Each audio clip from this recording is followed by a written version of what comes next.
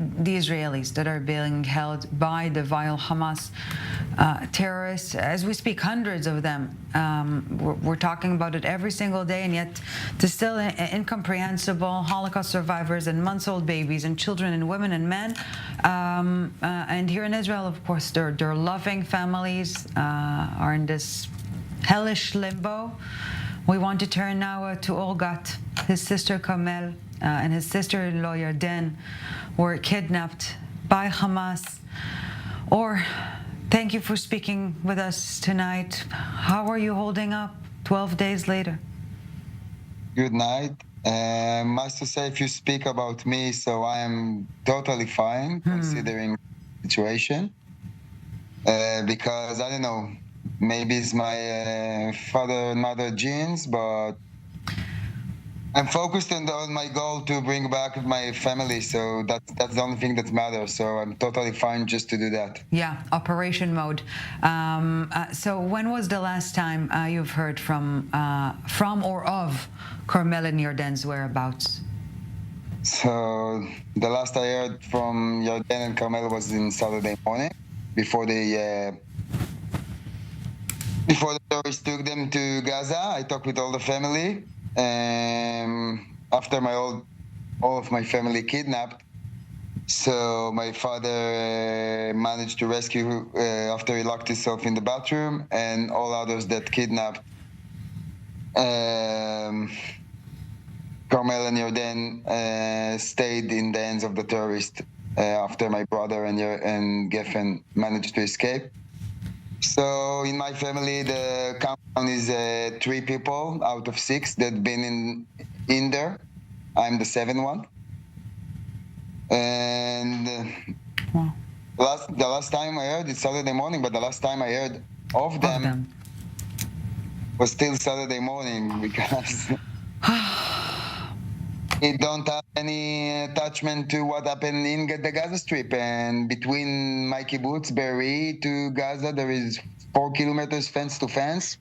I don't believe there is someone alive over there, and I don't believe there is someone that wasn't taken by Hamas over there. So in this respect, Or, we've been talking in recent days to so many families of kidnapped or missing, and I still cannot wrap my head around it in this, again, hellish reality, forced to choose between the worst and then some. Certainty or uncertainty? What could possibly be more agonizing? There is no certainty at all since Saturday morning. You can't even believe that I'm now sitting Shiva. It's like a gathering in the Jewish religion when you commemorate the and get comforting from your beloved.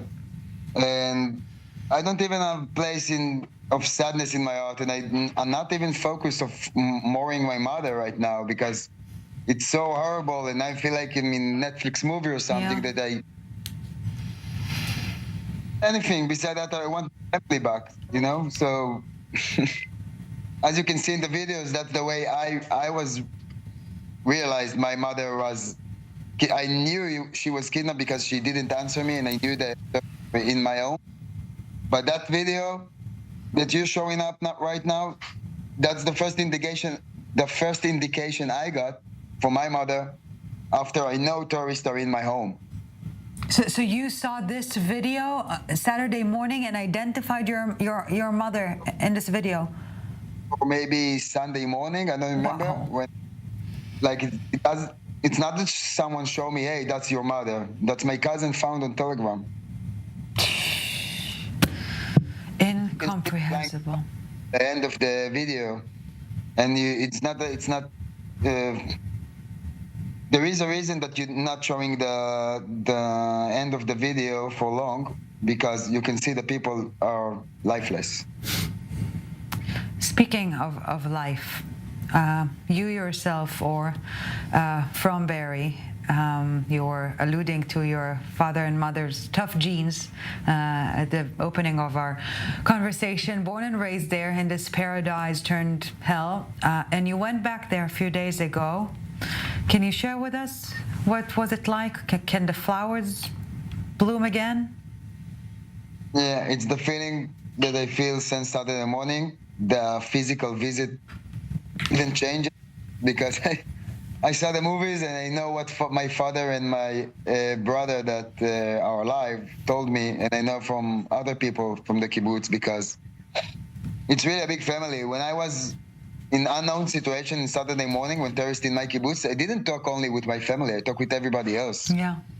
That's the reason I'm here. I want like there's 70 and 80 people along with Carmel and Yarden are in the Gaza Strip. I'm smiling and I'm laughing because I can't even realize and believe that I'm now interviewing. Yeah. And that's the day. It's not a realistic story, and it's not that we are in a war and there is a soldier kidnapped and you can say, okay, it's a war and we know that can happen. It's unhuman. Look at the pictures. It's a Holocaust. It's unhuman. It's things unrelated to governments or states or even ground conflicts. It doesn't related to anything beside cold-blooded murder and butchered, and now maybe torture. I don't know what they're doing in Gaza. I don't even want to think about it. I just want them back. Everyone, all Israelis that are in the Gaza Strip shouldn't be there.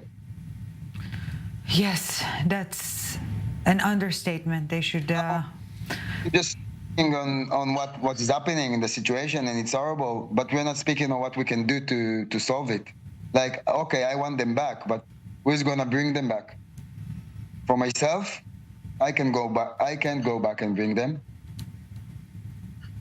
So there is other people in the world, other humans in the world, other governments that care about humans in the world, that care about women and children, that got into this situation just because they came. They're not even from Be'eri. They're not in the army. They just came for the holiday. They came for Sukkot holiday with their families to hug and smile and dance with the girls. All of us, all three children of my parents, we came back from abroad. I came from USA. I was there 1 month for a business trip, so I didn't see my mother for 1 month and a half. And Carmel came back from India. She loved to travel in India, and she was there for like 3 months. She have friends in India, Indian friends. She was traveling with them. Alon and Yarden and Geffen, they came back from Africa. Just 3 weeks. They've been to Africa, and they plan to go to Australia and New Zealand for 3 months. They left the kibbutz. 1 month ago, we moved from a container, all of his stuff, for them to travel. Yeah. One of the reasons they left the kibbutz is a situation to live next to the Gaza Strip when they are not soldiers. They are human beings. They want to raise their kids. So they left the kibbutz, the place they love so much. They decided they are leaving for travel and then move on to other place. Or But they came when they traveled to the weekend.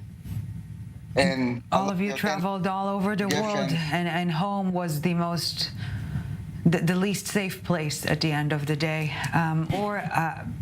Along with other stories that my friend now is raising up his brother kids.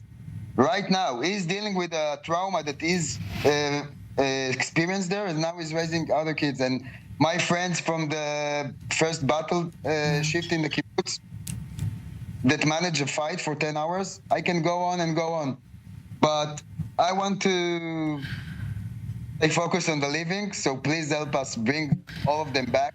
The world as we know it no longer exists, but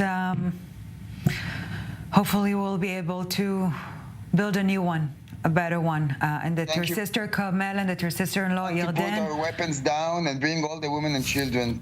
We're sending a big hug from here, and hopefully Carmel and Yarden will be back with you as soon as possible. Thank you very much, Or, for speaking with us.